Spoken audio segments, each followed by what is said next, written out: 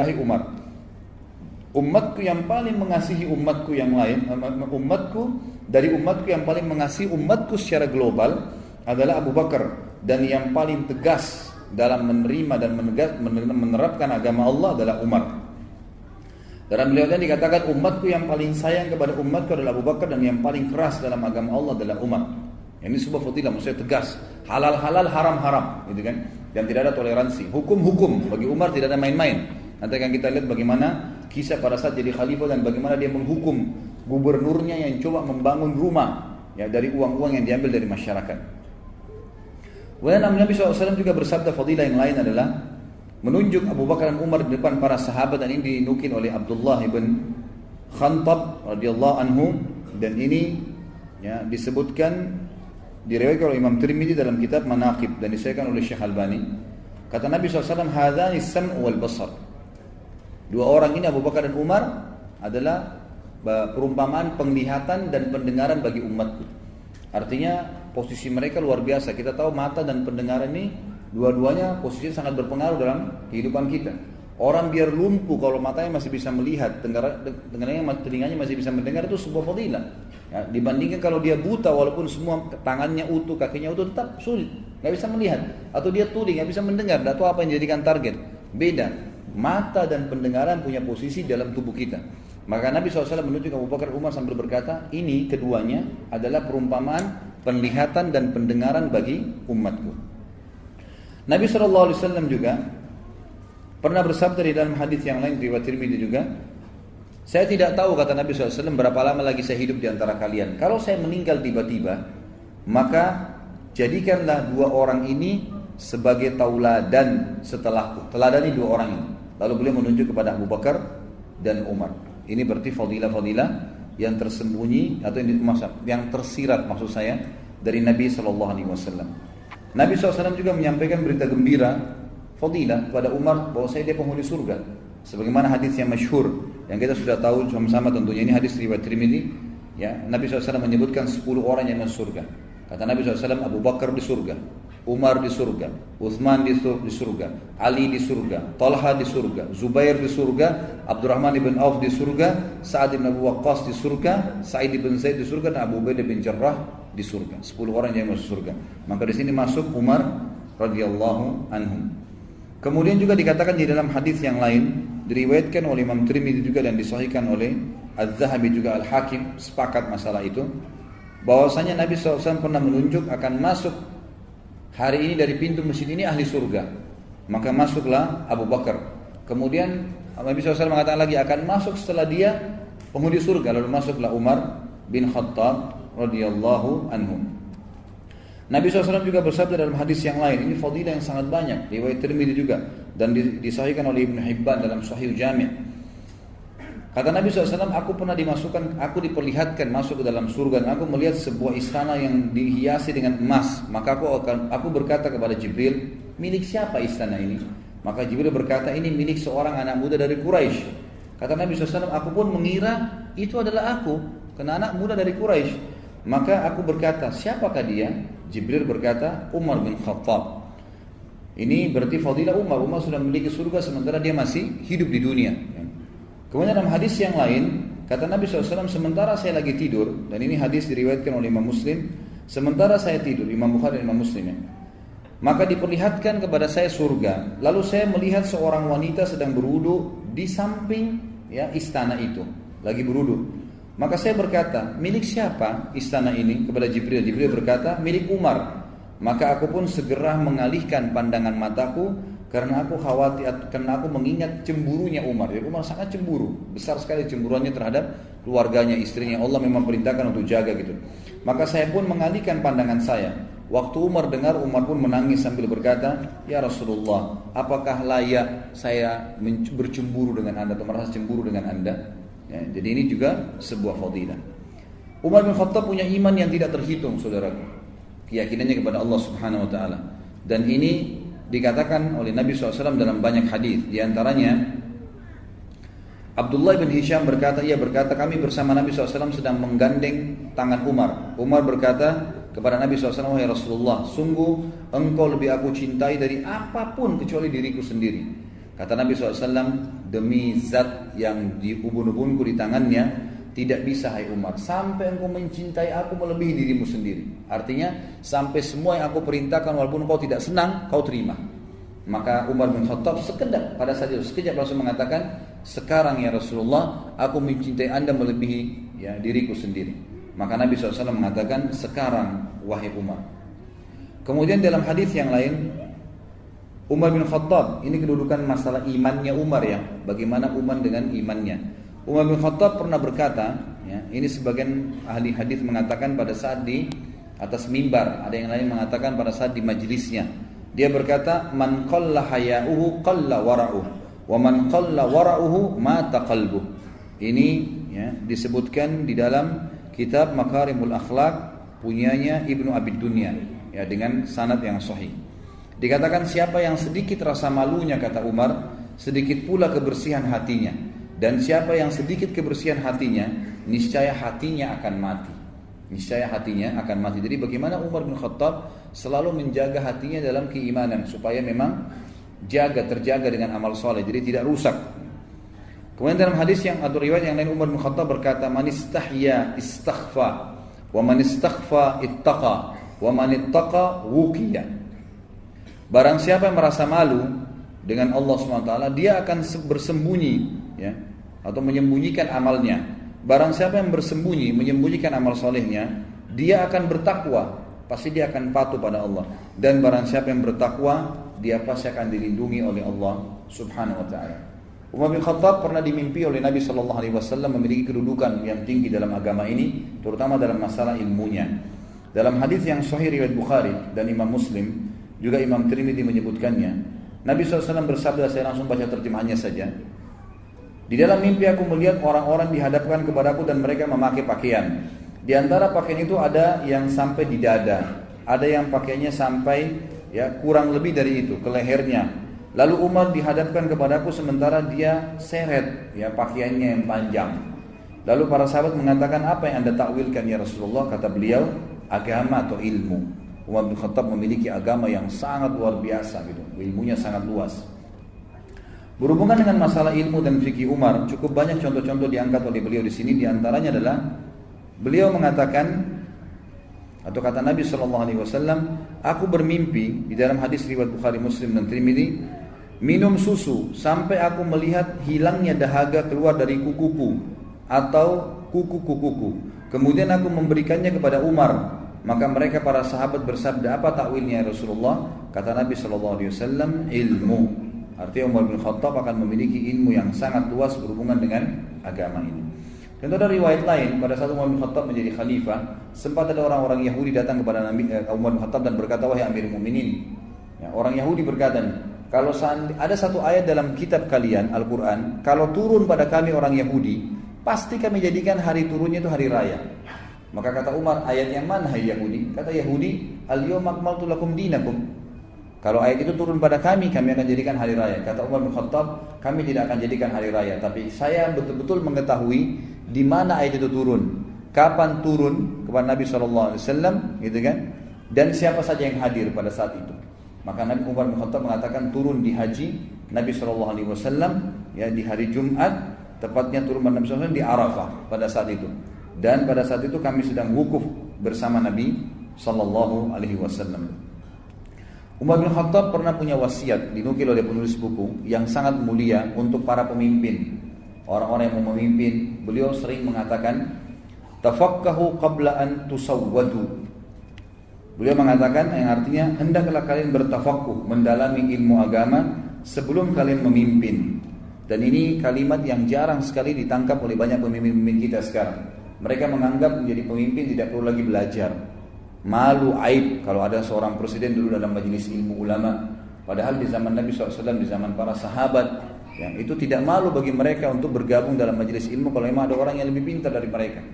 Di sini dikatakan Al-Hafidh maksudnya Ibnu Hajar dalam kitab Fathul Bari, maksud Umar ialah bahwa kepemimpinan terkadang bisa menjadi penghalang untuk bertafaqquh fid din atau mempelajari agama ini, karena kesombongan dan kedudukan dapat menghalangi seseorang pemimpin untuk duduk bersama para pencari ilmu. Maka Umar bin Khattab menitikberatkan seorang pemimpin wajib untuk bisa ya, belajar ilmu agama. Kita juga sudah tahu hadis Nabi SAW yang masyhur ya, akan datang setelahku nanti ya'ti min ba'di umara'u sufaha. Hadis sahih riwayat Al-Hakim. Akan datang setelahku nanti pemimpin-pemimpin yang umara sufaha. Sufaha ini jamak daripada safi, dan artinya bahasa Indonesia safi ini kalau orang Arab ucapkan adalah orang yang bodoh sekali. Kalau orang cuma bodoh biasa, jahal, masih ada pintarnya. Tapi kalau orang bodoh nggak ada yang ditahu sama sekali, namanya safi. Kata Nabi SAW, akan datang selaku pemimpin yang sufaha, super bodoh, gitu kan? Siapa mereka? Pemimpin ini kata Nabi SAW, umara'u la yahtaduna bihadi wa la yastaduna bisunnati. Pemimpin yang tidak pernah mengambil petunjuk dariku dan tidak pernah mengikuti sunnahku. Artinya tidak pernah belajar agama. Nah, ini yang Umar bin Khattab ingin ditiberatkan kepada kita. Contoh yang lain fikihnya Umar dalam memahami ilmu agama. Datanglah seseorang Al-Harith bin Muawiyah Al-Kindi berkata, aku pernah menaiki hewan tunggangan bersama Umar bin Khattab, lalu aku ingin bertanya padanya tentang hukum. Dia berkata, wahai Amir Mukminin, rumahku kecil. Kalau aku sholat, istriku selalu ada di sebelahku. Kalau dia mundur, buat satu saf, maka badannya akan keluar dari bangunan rumahku, karena kecilnya rumahnya, radhiyallahu anhu. Jadi nggak cukup, kecil sekali. Kita bayangkan kalau dua orang berdiri, sholatnya laki-laki perempuan harus bersebelahan. Kalau dia mundur, buat saf sendiri keluar dari rumah, gitu kan? Bagaimana kira-kira hukumnya? Apa yang saya harus lakukan supaya saya bisa sholat dengan istri saya?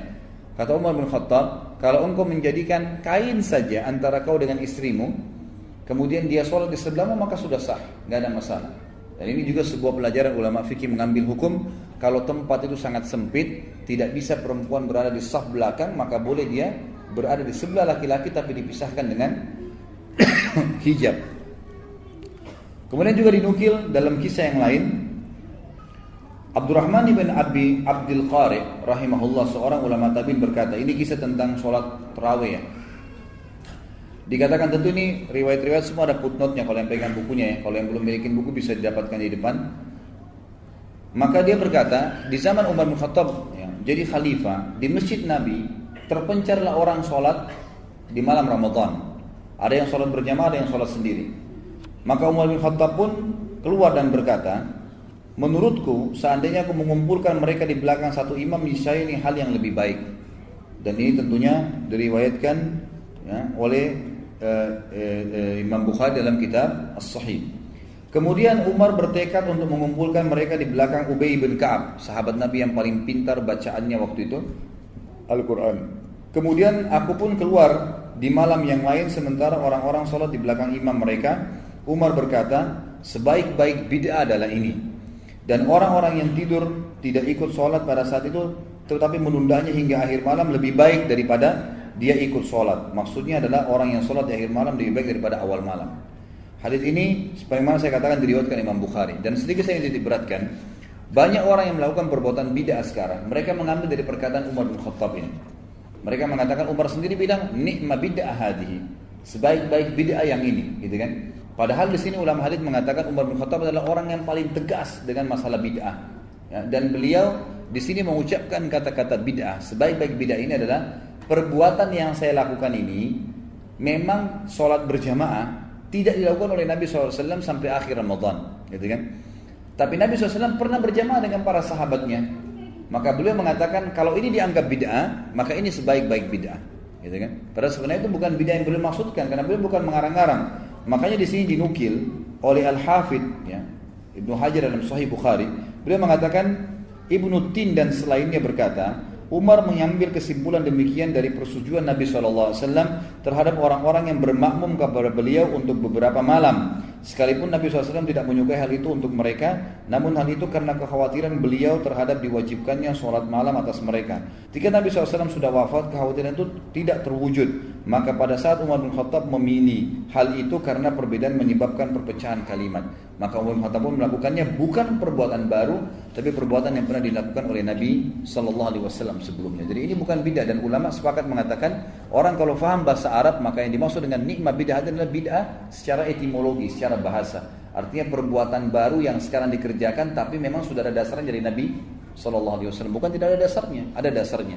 Kalau bid'ah yang mungkar, yang dilarang adalah bid'ah yang tidak pernah Nabi SAW contohkan sama sekali. Kita lihat juga beberapa pindah ke subjudul yang lain. Tentu di sini ada beberapa poin tentang pujian sahabat kepada Umar bin Khattab, tidak saya sebutkan dulu karena cukup panjang bahasan kita nanti. Pendapat-pendapat Umar yang sesuai dengan firman Allah. Jadi ada ayat Al-Quran yang turun sesuai dengan firman Allah Subhanahu wa taala. Ini ada sudah saya simpulkan, ada kurang lebih 1 2 3 4 5 ayat yang disebutkan yang berhubungan dengan perkataan Umar bin Khattab, lalu turun ayat. Yang pertama tentang sholat di belakang makam Ibrahim. Jadi pernah Umar bin Khattab berkata, ya Rasulullah, coba seandainya Anda perintahkan kami untuk sholat di belakang makam Ibrahim setelah tawaf, maka Allah turunkan Al-Quran surah Al-Baqarah urutan 2 ayat 125 yang bunyinya wattakhidhu min maqami Ibrahim musalla, gitu kan. Allah turunkan ayat ini karena Umar bin Khattab yang mengatakan kepada Nabi SAW, ya Rasulullah, coba Anda jadikan sholat di belakang makam Ibrahim. Kemudian yang kedua ayat tentang hijab, ya jilbab, hijab, ya.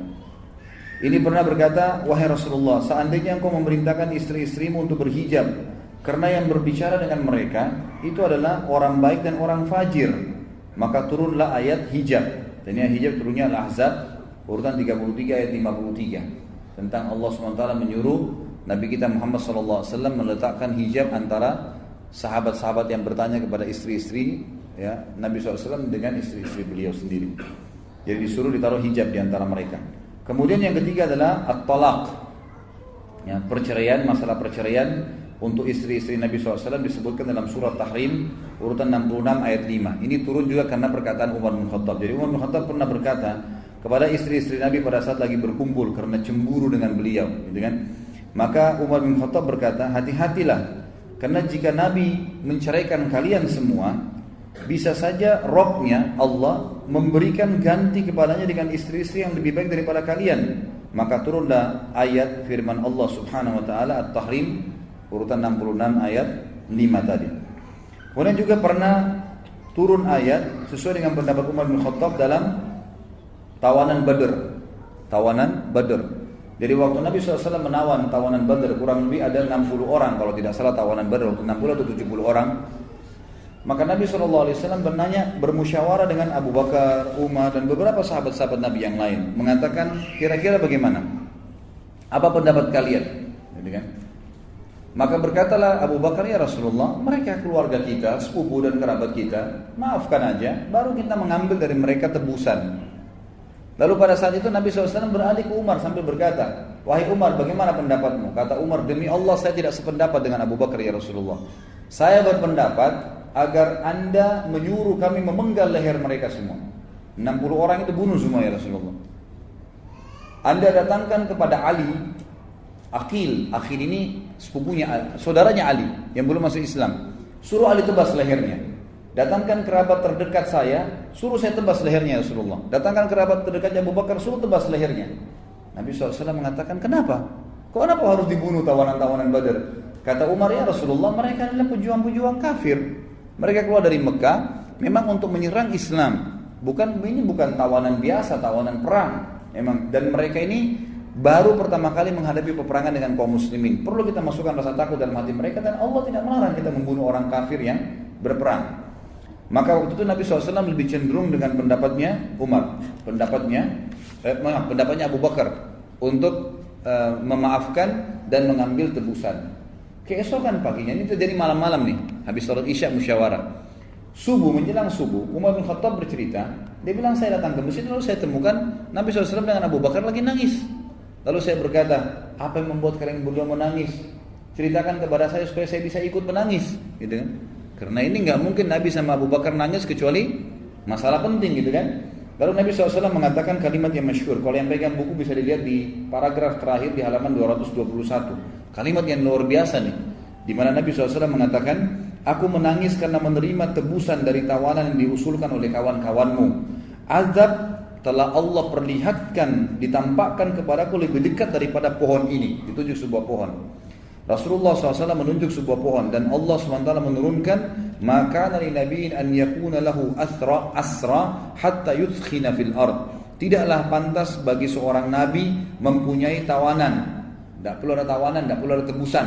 Artinya mereka boleh dibunuh sebelum dia menumbuhkan musuhnya di muka bumi. Sebelum Mekah takluk, maka tawanannya boleh dihukum mati.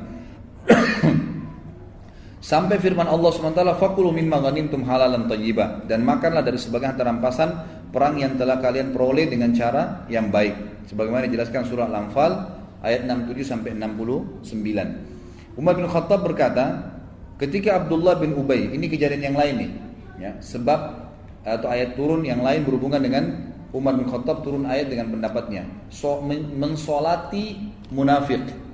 Jadi tadi kasus tawanan Badar sudah selesai ya.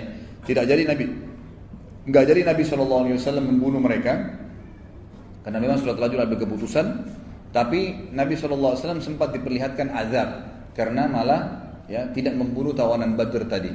Maka di sini berarti pendapat Umar yang disetujui oleh Allah Subhanahu Wa Taala walaupun tidak direalisasikan karena memang sudah terlanjur diputuskan oleh Nabi SAW.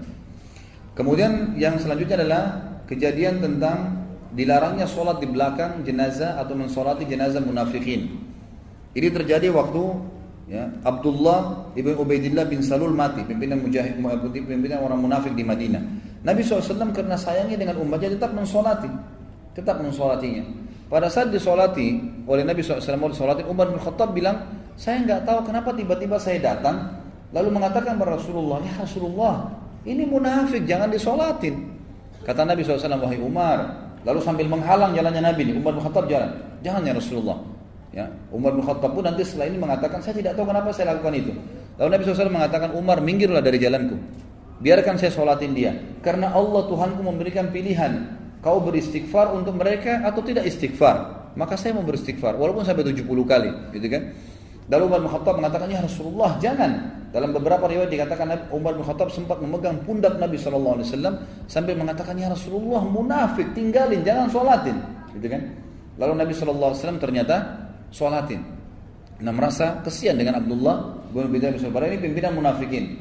Lalu setelah itu turun firman Allah Subhanahu Wa Taala yang disebutkan di dalam surah At-Taubah ayat 84 yang bunyinya, a'udzubillahi minasyaitonir rajim, wala tusalli ala ahadin minhum mata abada. Setelah hari ini jangan pernah kau sholatin lagi orang munafik dari mereka, wahai Muhammad.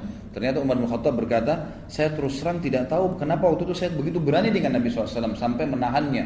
Ya, ternyata apa yang aku sampaikan sesuai dengan apa yang Allah atau Tuhanku inginkan, yang Tuhanku inginkan. Juga ada beberapa ulama yang menambahkan tentang ayat hijab, jilbab.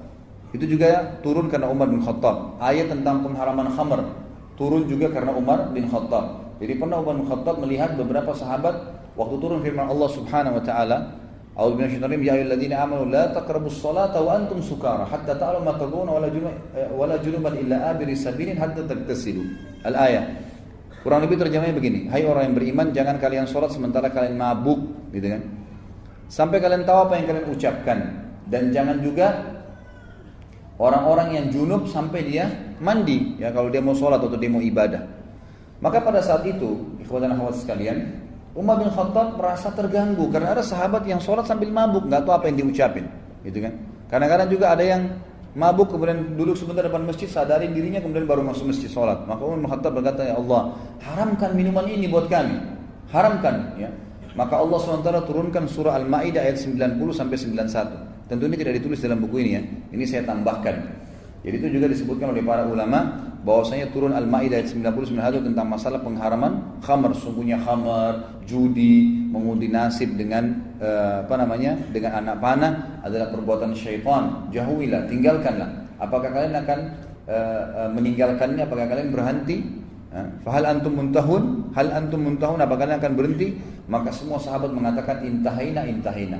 Kami berhenti. Maka di situ dikeluarkan juga hadis Bukhari, semua sahabat akhirnya memecahkan kendi-kendi khamar mereka sehingga membuat seluruh jalan Madinah penuh dengan khamar dan baju-baju mereka pun terkena khamar, lalu mereka sholat tanpa mencucinya.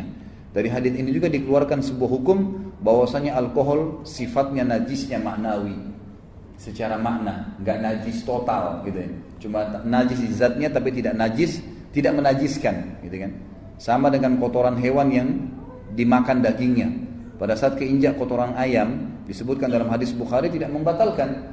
Hewan yang dimakan dagingnya, dia najis secara maknawi, secara makna, enggak menajiskan. Najis zatnya tapi tidak menajiskan. Dicuci bisa sholat, gitu kan. Dan ini juga sebagaimana khamr, sama alkohol. Karena para sahabat pecahin kendinya, kena baju mereka, mereka sholat tidak membersihkannya. Yang hukum lain adalah kalau dia meminumnya, bukan kasusnya adalah karena memabukkan, ya, bukan karena masalah najis secara maknawinya itu. Dan ini diambil juga dari kisah ini. Dan ulama mengatakan subhanallah, ini pelajaran imaniyah ya. Selama orang sholat di belakang makam Ibrahim, Umar bin Khattab panen pahalanya karena dia penyebabnya. Selama perempuan pakai hijab, jilbab, maka semua pahalanya diambil oleh Umar bin Khattab karena Umar yang menyebab, berdoa sama Allah. Selama ya istri-istri Nabi waktu itu tidak jadi diceraikan oleh Allah oleh Nabi SAW karena Allah yang perintahkan, Umar bin Khattab mendapatkan pahalanya. Selama waktu itu ya tawanan Badar berhasil lolos dan ada di antara tawanan nanti masuk Islam, Umar bin Khattab mendapatkan pahalanya. Dan selama orang munafik tidak pernah disolatin, ya, tidak pernah disolatin, maka Umar bin Khattab dapat pahalanya.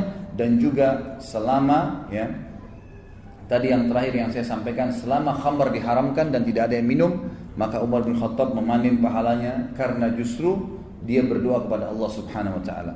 Nah, ini sebuah hal yang positif juga ya. Kita dianjurkan kalau melihat sebuah kemungkaran tidak bisa memungkiri dengan lisan atau belum bisa, minimal kita mendoakan, ya Allah berikanlah hidayah penduduk Jakarta ini, berikanlah hidayah penduduk kota ini, ya Allah berikanlah hidayah keluarga saya. Satu waktu Allah berikan hidayah, kita dapat pahalanya. Dan itu yang Umar bin Khattab lakukan radhiyallahu anhu, walaupun beliau lengkapkan dengan penyampaian, berdoa sambil disampaikan kepada Nabi SAW agar Nabi SAW meminta kepada Allah Subhanahu wa taala. Dan kata para ulama, karena Umar bin Khattab ini betul-betul memegangi sebuah prinsip dasar. Ini yang benar, maka ini dia patuhi. Semua hidupnya adalah wahyu, nggak ada yang lain. Maka itu sebab utama kenapa dalam hadis dikatakan syaitan lari daripada Umar bin Khattab. Dan ini disebutkan dalam riwayat yang sahih. Ini riwayat banyak, cukup riwayat. Diriwayatkan Imam Bukhari, diriwayatkan juga oleh Imam Bukhari menyebutkan, disebut dengan di sini. Pernah satu kali kata Sa'id bin Abi Waqqas, Umar bin Khattab minta izin masuk ke rumah Nabi SAW. Pada saat itu istri-istri Nabi lagi berbicara di hadapan Nabi SAW dengan suara mereka lebih tinggi dari suara Nabi SAW. Maka Umar bin Khattab waktu masuk, tiba-tiba istri-istri Nabi diam dan menurunkan hijab mereka. Lalu waktu Umar bin Khattab masuk, Nabi SAW senyum, tertawa melihat Umar masuk. Kata Umar, ya Rasulullah, apa yang membuat anda tertawa? Semoga Allah membuat anda tertawa seumur hidup. Itu biasanya doa begitu ya. Lalu kemudian berkatalah Nabi SAW, saya heran dengan wanita-wanita ini. Pada saat tadi kamu belum datang, suara mereka lebih tinggi dari suara saya, dan mereka juga belum menutup hijabnya. Pada saat kamu datang, tiba-tiba mereka seperti ketakutan, meredamkan suara mereka dan menutup hijab mereka. Lalu Umar bin Khattab menghadap ke hijabnya, ya, seperti kayak kita sekarang ini ada gorden, gitu kan? Antara kita dengan akhwat itu dilihat menghadapi gorden tersebut. Lalu kata Umar, wahai musuh-musuh diri sendiri, gitu kan? Kepada istri-istri Nabi. Dalam riwayat dikatakan, wahai musuh-musuhnya Allah, apakah kalian segan dengan saya? Kalian tidak segan dengan Nabi SAW? Istri Nabi yang paling tua menjawab waktu itu, Ummu Salamah. Ummu Salamah mengatakan, iya, karena Rasulullah SAW lebih lembut dan lebih baik daripada kau, hai Umar. Gitu kan? Dalam riwayat dikatakan, kau lebih keras daripada Nabi SAW, gitu kan? Maka pada saat itu Nabi SAW tidak menanggapin dialog antara Umar bin Khattab dengan istri-istri Nabi SAW radhiyallahu alaihinna. Jadi waktu itu yang diperhatikan oleh Nabi SAW adalah penyampaian wahyu yang lain. Kata Nabi SAW, wahai Ibnu Khattab, anak-anak Khattab, wahai Umar bin Khattab, demi zat yang ubun-ubunku dalam genggamannya, kalau seandainya kau lewat di sebuah lembah dan syaitan lihat kau lewat di lembah itu, maka dia akan cari lembah yang lain. Artinya karena tegasnya dalam masalah keputusan agama, gitu kan. Jadi halal haram, yang dilarang, gitu kan. Sampai istri-istri Nabi pun kalau salah ditegur oleh Umar bin Khattab. Tidak ada toleransi bagi dia, semuanya diluruskan kalau memang salah. Dalam riwayat lain disebutkan, riwayat ini riwayat Tirmidzi, dikatakan kata Nabi SAW, inni la anzuru ila syayatinil insi wal jinni kad farru min Umar. Bukan depannya Umar ya, tapi Nabi SAW bilang di depan Aisyah, wahai Aisyah, saya melihat syaitan dari jenis jin dan manusia semuanya lari dari Umar, semuanya takut, gitu kan? Dari Umar radhiyallahu anhu, karena luar biasanya beliau dari sisi kedekatannya dengan Allah Subhanahu wa taala. Kemudian Umar bin Khattab juga ya selalu mengikat dirinya dengan wahyu dan selalu melibatkan Allah dalam kehidupannya. Ada hal yang menarik di sini. Di sini tuh saya penulis kecerdikan Al-Faruq dalam perang Tabuk. Perang Tabuk ini perang yang sangat jauh dari Madinah, Bapak Ibu sekalian. Jadi antara Madinah sama Tabuk ini jaraknya kurang lebih itu 1000 km. jauh sekali jaraknya. Dan pada saat itu sahabat menunggangi kuda sama unta semampunya, yang jalan kaki nanti tukaran sama temannya, jadi tukar-tukaran untuk naik di naik di unta atau di kuda itu. Di tengah jalan ternyata para sahabat kehabisan bekal dan mereka berkata, ya Rasulullah, kami kehabisan bekal makanan, bisakah ya izinkanlah kami untuk menyembeli unta-unta kami. Jadi kami ngambil dagingnya, kami ambil juga lemaknya, gitu kan? Lemaknya itu biasa dileburin menjadi minyak yang mereka bisa pakai untuk makan, gitu kan. Dagingnya nanti dicelupin di lemak itu pada saat sudah menjadi minyak. Biasanya dulu dilakukan seperti itu. Lalu unta ini punya satu kelebihan, Bapak Ibu sekalian, yang mungkin kalau yang belum tahu ya. Jadi di perut unta itu ada sebuah kantong cukup besar, itu bisa menampung tidak kurang dari 10 liter air, 10 sampai 15 liter air, itu bersih. Jadi unta itu kalau minum, dia menarik ya, itu dia tidak angkat kepalanya sampai kantong itu penuh. Makanya kata Nabi SAW, jangan kalian minum seperti unta. Ya, unta itu kalau minum terus sampai hausnya hilang, gitu kan? Kita kan kalau minum dianjurkan minum lepas, minum sampai 3 kali, nggak boleh nafas kalau minum. Kalau unta nggak nafas, terus ditarik sama dia, gitu kan? Nah ini Nabi SAW berikan perumpamaan. Dan unta ini punya sebuah kantong di perutnya. Kalau anda mau bisa baca tafsir, waktu Allah SWT mengatakan wa ilal ibili kaifa khuliqat.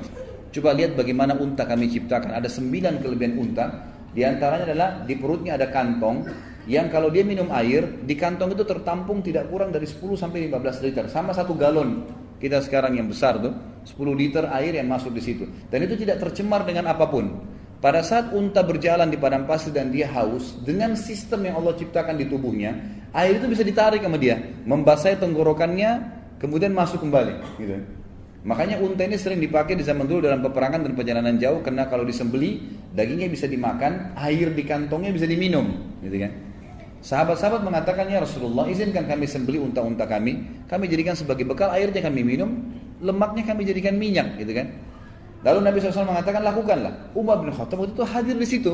Umar mengatakan, sebentar ya Rasulullah, mohon maaf, saya ingin sampaikan sesuatu. Ya Rasulullah, daripada anda menyuruh mereka menyembeli unta-unta mereka, dan kita hanya kehilangan tunggangan, sementara Tabuk ini jauh, dan kalau kita berjalan kaki pasti lebih letih. Kalau pakai unta atau kendaraan tunggangan, ada kuda atau unta, maka kalau untanya letih, orangnya tinggal turun, tetap bisa diajak jalan, berarti bisa hemat waktu. Kalau orang jalan kaki capek, dia istirahat, maka berhenti perjalanan, gitu kan. Maka kata Umar bin Khattab, saran saya Rasulullah, kumpulkan semua bekal-bekal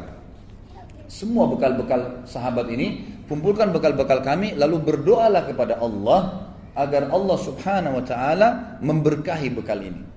Maka Nabi SAW pun setuju dengan pendapat Umar, lalu mengatakan, setelah menebarkan kain, Nabi SAW mengatakan, kumpulkan semua bekal kalian. Lalu dikumpulkan, lalu Nabi SAW mendoakan bekal-bekal mereka. Memang waktu dikumpulin, sedikit sekali bekalnya, gitu kan? Sedikit sekali.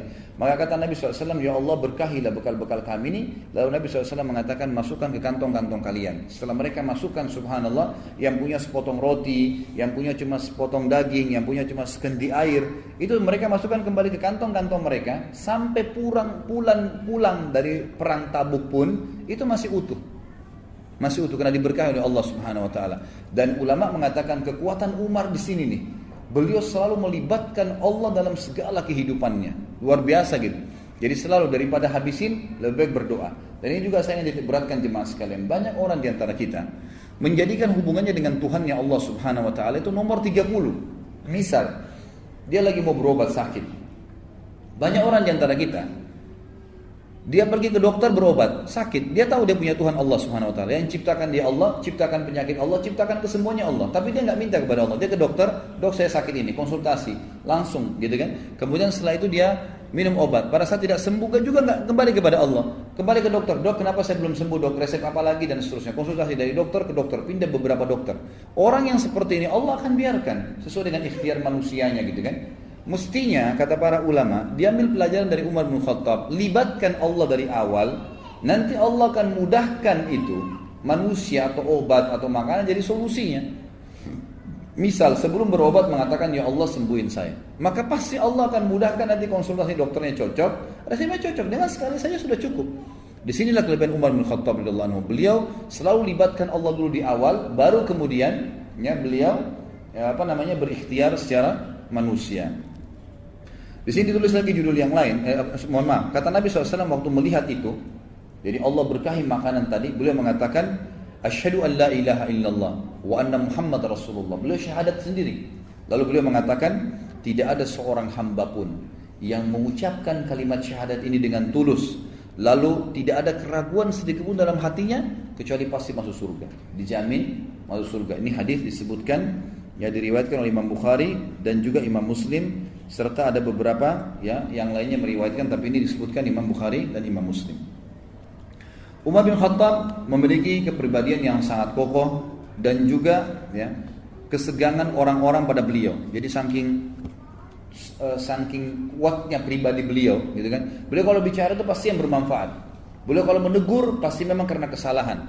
Beliau kalau mendukung pasti karena kebenaran. Beliau kalau membantu memang kalau betul orang itu perlu dibantu, gitu.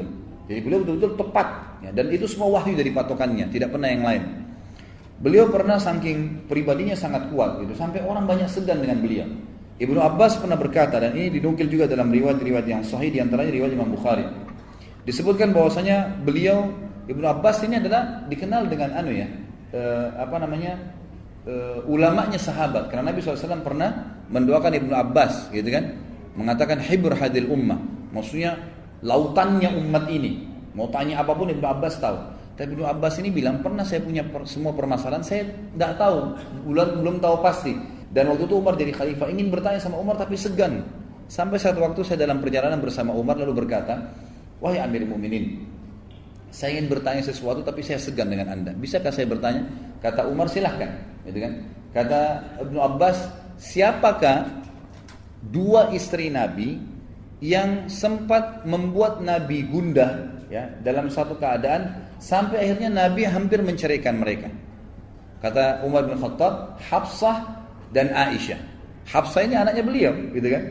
Aisyah anaknya Abu Bakar, dan memang dua istri Nabi SAW ini yang pernah buat, ada bahasa sendiri tentunya, pernah buat mengajak istri-istri Nabi yang lain untuk minta nafkah dinaikkan, gitu kan? Sampai turunlah surah At-Talaq menjelaskan masalah itu. Tapi yang jelas di sini Umar tidak segan menyebutkan nama anaknya Hafsah, dan dia memberikan jawaban kepada Abdullah bin Abbas, dan Abdullah bin Abbas mengatakan, sungguh wahai Amir Mu'minin, saya ragu, segan menaikkan ini sudah lama, apalagi Hafsah anak anda. Maka Umar berkata, jangan begitu. Jika engkau menyangka aku mempunyai ilmu, bertanyalah. Dan jika memang ya aku mengetahuinya, aku pasti akan memberikan jawaban kepadamu. Ikrimah juga pernah meriwayatkan, Umar bin Khattab ini saking disegani oleh orang-orang, beliau pernah mau bekam. Oh, bekam ya? Beliau pernah mau bekam, mengeluarkan darah kotor dari tubuhnya, sunnah Nabi SAW. Lalu beliau pada saat mau dibekam, beliau sempat ada sedikit nyangkut di lehernya, lalu beliau ya mengatakan melakukan mengedehem, ya. Tiba-tiba saja dikatakan dalam riwayat ini, dan ini riwayat dinukil oleh Ibnu Sa'ad dalam kitab Tabaqatnya, tiba-tiba tukang bekamnya kencing di celana. Dalam riwayat lain dikatakan saking segannya mereka dengan Umar. Umar bin Khattab pernah jalan diikuti oleh beberapa sahabat dan tabi'in, karena mereka waktu Umar jadi khalifah setiap kali jalan selalu diikutin. Siapa tahu ada kejadian nih, karena Umar bin Khattab ini kalau ada kejadian satu pasti langsung dieksekusi, diselesaikan pada saat itu. Dan beliau dengan sangat tegas, nggak main-main dalam menyelesaikan masalah, dan pasti rujukannya wahyu. Satu waktu beliau lagi jalan, banyak ikut dari belakang nih. Umar bin Khattab nggak tahu nih kalau banyak orang yang ikutin. Mereka jalan pelan-pelan diikutin, gitu kan? Maka satu waktu Umar melakukan tadi sama, nyangkut di lehernya sesuatu, dia ngedehem, tiba-tiba sahabat di belakang banyak yang sarungnya jatuh, gitu kan? Dikatakan dalam riwayat, lalu ada satu sahabat datang mengatakan, wahai Amir Mu'minin, pelan-pelanlah sama orang-orang yang beriman. Maksudnya mereka sampai takut sama anda begitu, sampai sarungnya jatuh kalau ngedehem saja, gitu kan?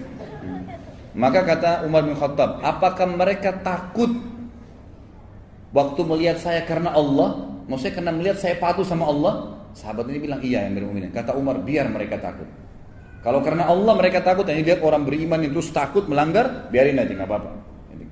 Jadi itu keseganan di sini disebutkan, ya, sebagian sahabat dan tabi'in kepada Umar radhiyallahu anhum. Umar bin Khattab juga ini Allah SWT berikan firasa. Kalau ikhwan dan akhwat belum pernah dengar, ada istilah dalam agama kita, firasatul mu'min. Kata Nabi SAW dalam riwayat Bukhari, firasatul mu'min itu benar, ya. Jadi kalau antum terus dekatkan diri kepada Allah Subhanahu wa taala, nanti Allah munculkan kepekaan-kepekaan, firasa-firasa ya yang kita datangkan, yang kita rasakan. Misal ada orang mau buat buruk, kita merasa, gitu kan? Ada kadang-kadang dikuatkan dengan mimpi. Ya seseorang, kata Nabi SAW, mimpi yang benar itu adalah salah satu dari cabang kemujizatan kenabian bagi orang beriman ya. Maka ini ada terjadi. Kalau ada orang mau berbuat baik, kita bisa merasakan gitu kan. Kadang-kadang kita mimpi mau dikunjungin oleh keluarga. Jadi memang ada terjadi bagi orang-orang yang beriman. Itu disebutkan oleh sebagian ulama berhubungan dengan kedekatan dengan Allah SWT. Umar bin Khattab ini pernah, karena dekatnya dengan Allah SWT, jadi dia punya firasat yang sangat kuat. Dan dia yakin dari Allah SWT karena dekatnya sama Allah. Dia selalu menjauhi maksiat. Tidak ada maksiat bagi Umar. Bagaimana bisa ada maksiat sementara syaitan pun lari dari dia? Nggak ada yang goda, gitu kan? Jadi nggak ada yang goda dia untuk melakukan kesalahan. Disebutkan bahwasanya pernah seseorang datang kepada Umar bin Khattab, diriwayatkan dari Yahya bin Sa'id rahimahullah, seorang ulama tabi'in. Beliau berkata, ada seorang laki-laki datang kepada Umar dan Umar tanya, siapa namamu? Dia menjawab, Jamrah. Lalu Umar berkata, anak siapa? Dia berkata, bin Syihab. Jamrah bin Syihab. Umar bertanya, dari marga apa? Dia mengatakan dari Al-Harakah. Umar bertanya lagi, dari kabilah mana? Jadi kalau marga itu substansial dari kabilah, gitu kan? Maka dari marga mana dikatakan dari Al-Harakah, dari kabilah mana dia mengatakan dari Bani Diham, dari Bani Diram. Umar berkata, di mana tempat tinggalmu? Dia mengatakan Harrah.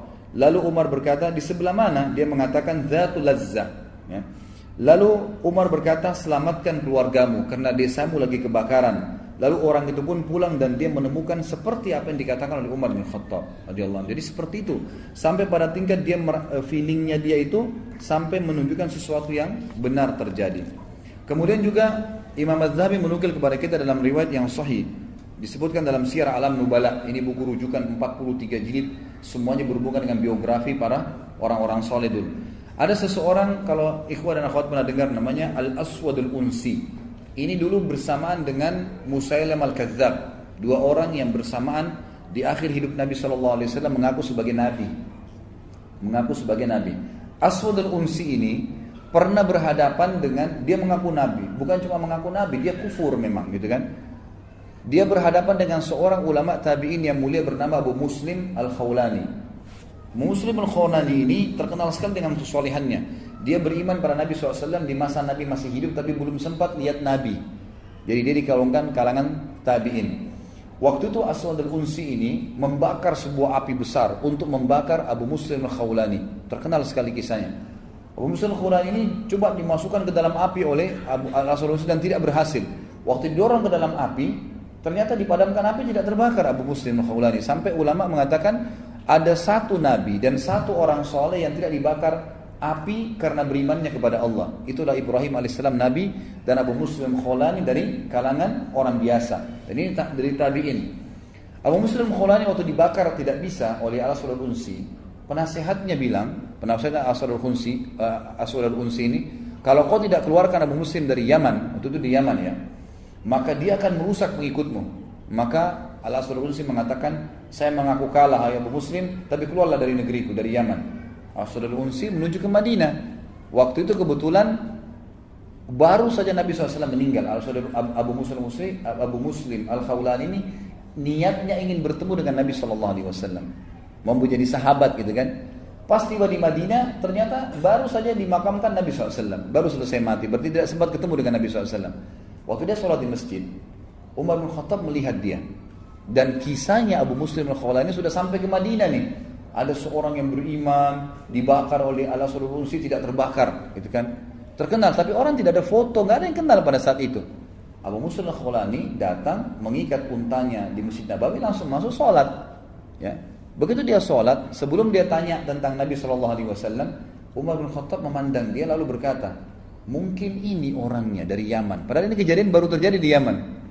Lalu Umar pun mendekati sambil berkata, siapa anda ini? Kata dia, Abu Muslim ya, Al-Khawlani. Kata dia, bagaimana? Ya, dari mana anda? Dia bilang dari Yaman. Bagaimana ceritanya tentang seorang hamba Allah yang saleh yang tidak jadi dibakar oleh seorang pendusta, Al-Aswad al-Unsi? Kata orang itu, dia baik saja, dia selamat dari api. Langsung kata Umar, saya bertanya atas nama Allah, kaukah dia orangnya? Maka dia mengatakan, iya. Maka Umar pun menangis memeluknya sambil membawa tangan Abu Muslim Khawlani kepada Abu Bakar dan berkata, wahai Amir Mu'minin, Abu Bakar sudah jadi khalifah. Wahai Mu'minin, inilah orang yang telah Allah selamatkan setelah Khalil Ibrahim. Setelah kekasih Allah Ibrahim selamat dari api, inilah orang yang tidak jadi dibakar oleh api. Maka Abu Bakar pun menangis memeluknya, selalu mereka berpelukan sambil ngobrol dan menceritakan tentang matinya Nabi SAW. Lalu kata Umar bin Khattab, segala puji bagi Allah yang telah mempertemukan saya kepada seseorang yang telah Allah selamatkan dari api sebagaimana Allah menyelamatkan Ibrahim alaihissalam. Dan ini dinukil dalam Syiar Alam Nubala tadi. Dari sisi ibadahnya Umar bin Khattab, Umar bin Khattab ini melakukan ibadah dengan kekuatan. Maksudnya apa? Azan, apapun halangannya, sholat, nggak ada urusan dia. Apapun perintah dari Allah Subhanahu Wa Taala, kekuatan dia gunakan. Artinya dirinya pun dia bangkitkan semangat dengan kekuatan. Jadi tidak ada keraguan masuk dalam hatinya, karena luar biasa keyakinannya tentang kebenaran gitu. Ini dinukil dari Abu Qatadah radhiyallahu anhu bahwasanya Rasulullah SAW berkata kepada Abu Bakar, kapan engkau melakukan sholat witir? Kata Abu Bakar, di awal malam. Abu Bakar selalu tradisinya melakukan witir ini setelah sholat isya, habis ba'da isya sholat witir, gitu kan? Lalu Nabi SAW bertanya kepada Umar, kapan engkau kerjakan witir? Kata Umar, di akhir malam, sebelum subuh. Maka beliau berkata tentang Abu Bakar kepada Abu Qatadah, orang ini, Abu Bakar, mengambil agama dengan kehati-hatian. Dan ditunjuk kepada Umar, orang ini mengambil agama dengan kekuatan. Artinya tengah malam, mau mengantuk, mau enggak, Allah perintahin, saya harus bangun. Begitu Umar bin Khattab membangun prinsip. Jadi enggak ada sama sekali yang bisa menghalangi beliau dalam agama Allah ini. Semua dibangun dengan kekuatan walaupun dengan diri beliau sendiri. Dan ini disebutkan oleh Abu Dawud dan disahihkan oleh Syekh Albani. Kemudian juga dalam kisah yang lain, Umar bin Khattab selalu membangunkan istrinya atau anak-anaknya juga dalam sholat malam. Dan beliau selalu sholat di malam hari. Umar bin Khattab yang selalu sholat semampunya. Kata Al-Aslam rahimahullah, ketika di akhir malam beliau sudah sholat, beliau membangunkan keluarganya sambil membaca ayat wa'mur ahlaka bis salati wastabir 'alaiha. Perintahkanlah keluargamu untuk sholat dan suruhlah mereka sabar. Sebagaimana dijelaskan dalam surah Toha ayat 132, dan ini dinukil diriwayatkan oleh Abu Dawud dalam kitab Zuhud dan Baihaqi dalam Asy-Syu'ab serta Imam Malik dalam kitab Muwatta'nya. Juga dikatakan ini dari sisi ibadah, kita bicara masalah ibadahnya Umar sekarang ya. Kata Ziyad bin Hudayr, seorang ulama tabi'in juga rahimahullah berkata, aku melihat orang yang paling banyak puasanya dan yang paling banyak menggunakan siwak adalah Umar bin Khattab. Ya, kadang-kadang subhanallah kita anggap remeh nih. Jadi sunnah-sunnah Nabi pun yang kecil, subhanallah itu bisa atau tidak ditinggalkan oleh orang-orang yang beriman. Ya. Siwak ini kita kadang-kadang anggap remeh, tidak mau dipakai. Padahal sebenarnya itu sunnah Nabi SAW. Cuma fahami cara menggunakannya. Memang kita dianjurkan. Sekarang di Jakarta juga kan banyak dijual ya. Usahakan beli, dipakai. Jadi kalau habis dipakai 2-3 kali digunting, dipakai lagi yang masih baru. Ya, jangan dipakai yang itu terus 1 bulan, gitu kan? Nah itu memang kotor, kelihatannya jorok. Padahal sebenarnya bukan begitu caranya. Dan Nabi SAW sampai mau meninggal dunia pun pada saat beliau sudah akan sakarat, gitu kan?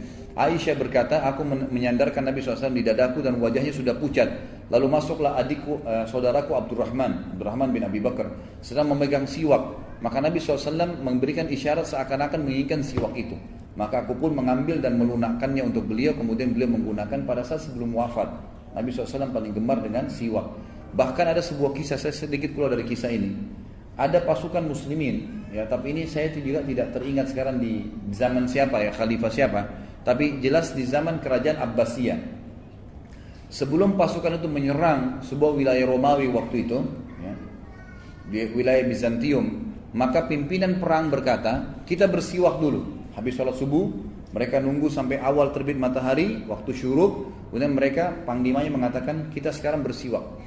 Semua bersiwak, baru kita menyerang, menjalankan sunnah Nabi SAW, gitu kan? Jadi bukan berarti orang jihad kemudian tidak membersihkan giginya. Subhanallah, ini kisah nyata. Tanpa kaum muslimin sadari, ternyata di tengah-tengah pasukan muslimin waktu itu ada mata-matanya, ya, kerajaan Bizantium lagi melihat orang-orang Islam pakai siwak. Lalu dia mengatakan, lagi ngapain orang-orang ini kira-kira? Gitu kan gelap, masih subuh ya. Ini kok mereka makan kayu, gitu kan? Ini kisah nyata. Lalu pulanglah mata-mata ini kepada Raja Bizantium waktu itu, dan wilayah itu takluk pada pagi itu ya di tangan kaum muslimin. Dia balik dan mengatakan, kayaknya kita nggak bisa kalahin umat Islam deh, kayu aja dimakan gitu kan. Padahal sebenarnya bukan makan kayu, lagi pakai siwak gitu kan. Itu sedikit berhubungan dengan masalah siwak tadi. Juga disebutkan Ibnu Umar berkata, Umar tidak meninggalkan dunia kecuali dia sangat banyak berpuasa. Dan Utsman bin Abi As juga berkata, Utsman bin Abi As ini menikahi salah satu dari istri Umar bin Khattab radhiyallahu anhu. Umar bin Khattab berpoligami, ya. Kemudian salah satu istri Umar bin Khattab, waktu itu tidak disebutkan namanya, tapi dinikahi oleh Utsman bin Abi As. Dan dia berkata, Utsman bin Abi As ini seorang sahabat yang mulia juga gitu kan.